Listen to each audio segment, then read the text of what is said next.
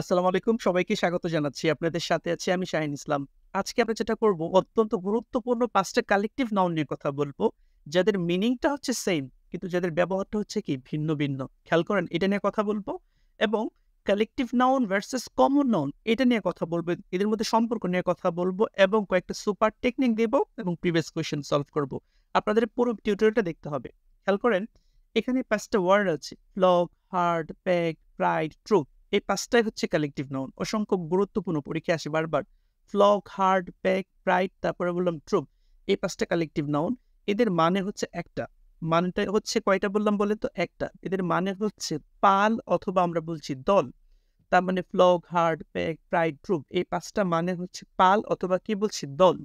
এখন এই যে ফ্লক মানে পাল বাট ফ্লক মানে কিসের পাল? ফ্লক মানে হচ্ছে ভেড়া, ছাগল অথবা বলছি পাখির পাল। ভেড়া, ছাগল বা পাখির যে পাল অথবা দল এটাকে আমরা বলছি ফ্লক। তারপর হার্ড মানে পাল, সেটা কিসের পাল? হার্ড মানে হচ্ছে গবাদি, তারপরে বললাম গরু, তারপরে হাতি, তারপরে হরিণ। এদের যে পাল এটাকে আমরা বলছি হার্ড। প্যাক মানে পাল অথবা দল। বাট কুকুর, নেকড়ে বা গাধার যে পাল বা দল সেটাকে আমরা বলছি প্যাক। পরে খেয়াল করেন প্রাইড মানেও পাল অথবা দল। এটা হচ্ছে সিংহ বা ময়ূরের পাল বা সিংহ বা ময়ূরের কি দল। ট্রুপ মানেও পাল কিন্তু সেটা হচ্ছে বানর অথবা ঘোড়ার পাল।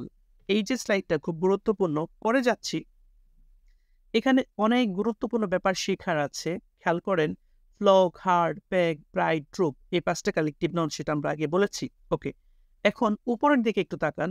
কালেক্টিভ নাউন এদের পরে যেটা বসে অফ বসে।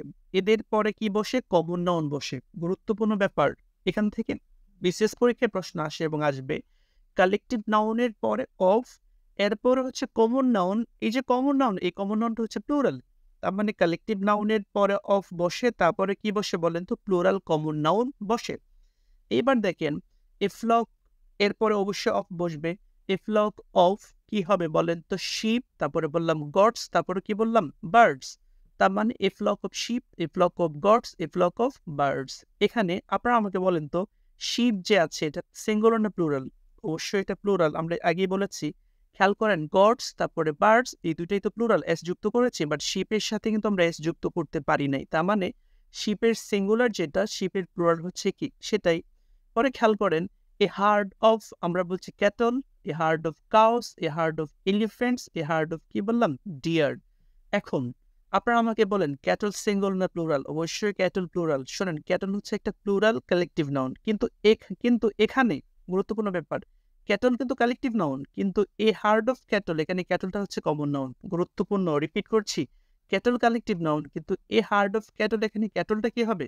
কমন নাউন হবে। পরে খেয়াল করেন কাউস, তারপরে বললাম এলিফ্যান্টস, তারপরে কি বলছি? ডিয়ার। শোনেন ডিয়ার এর প্লুরাল হচ্ছে ডিয়ার। এখান থেকে দেখেন শিপ এবং ডিয়ার বিশেষ পরীক্ষায় আসছে। শিপ এবং ডিয়ার দুইটার প্লুরাল হচ্ছে কি বলেন তো? সেম। শিপ এবং ডিয়ার দুটার প্লুরাল কি সেম। পরে খেয়াল করেন a pack of dogs, a pack of Wolves, a pack of কি বললাম? অ্যাসেস। তার মানে ডগস, তারপরে ওলভস, তারপরে বললাম অ্যাসেস। এদের সাথে কোন কালেকটিভ নাউন বসে? এটা হচ্ছে প্যাক। তারপরে a pride of lions, a pride of peacocks. তার মানে পরীক্ষায় প্রশ্ন আসবে a group of lions is called, উত্তর কি হবে? প্রাইড। পরে খেয়াল করেন a troop of monkeys, a troop of horses. এই যে স্লাইডটা এখান থেকে প্রশ্ন কমন আসবে, আমি একটু রিপিট করছি কি টাইপের প্রশ্ন হবে। প্রথম বাক্যটা পড়েন এ ফ্লক অফ শিপ। পরীক্ষায় প্রশ্ন করবে এখানে ফ্লকটা কি নাউন? ফ্লকটা হচ্ছে কালেকটিভ নাউন কিন্তু শিপটা হচ্ছে কি কমন নাউন। ২ নম্বর বাক্যটা পড়েন বিশেষ পরীক্ষায় আসছে ৪৩তম বিশেষ পরীক্ষায় এ হার্ড অফ ক্যাটল। এখানে হার্ড কি নাউন? হার্ড হচ্ছে কালেকটিভ নাউন কিন্তু ক্যাটল হচ্ছে এখানে কমন নাউন। ওকে, তারপরে এ প্যাক অফ ডগস, এখানে প্যাকটা কি? প্যাকটা হচ্ছে কালেকটিভ নাউন। ওকে, তারপর আমরা বিগত বছরের কয়েকটা প্রশ্ন একটু সলভ করতে যাচ্ছি। খেয়াল করেন ৫টা প্রশ্ন। এই যে প্রথম প্রশ্নটা দেখেন a herd of cattle is passing. এখানে হার্ড কি নাউন? অবশ্যই হার্ড হচ্ছে কি কালেকটিভ নাউন কিন্তু ক্যাটল হচ্ছে এখানে কমন নাউন।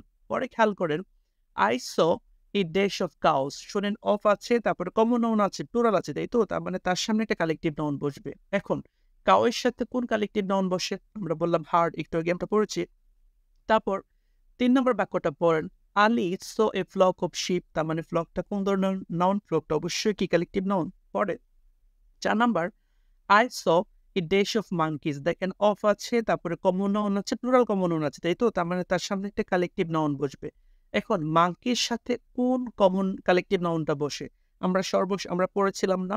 আমরা কি পড়েছিলাম? A group of monkeys. তারপর খেয়াল করেন, a group of lions is called. উত্তর কি হবে? উত্তরটা আপনারা কমেন্ট বক্সে জানাবেন। আপনাদের সবাইকে অসংখ্য ধন্যবাদ।